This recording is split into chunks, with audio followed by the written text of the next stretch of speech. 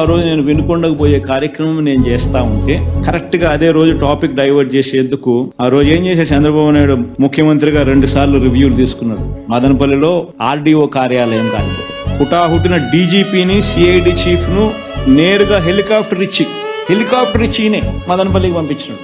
ఏదేదో అక్కడ జరుగుతా ఉన్నట్టుగా టీవీలలో స్క్రోలింగ్లు వాళ్ళంతా ఈనాడు ఆంధ్రజ్యోతి టీవీ5 లో ఏమేమో జరిగిపోయినట్టుగా పెద్దిరెడ్డి రామచంద్రారెడ్డి కాల్పిచ్చేసినాడని మిథున్ రెడ్డి చేసేసినాడని ఏమేమో రాసినాడు. అసలు నాకు ఆశ్చర్యం అనిపించింది నిజం చూస్తే.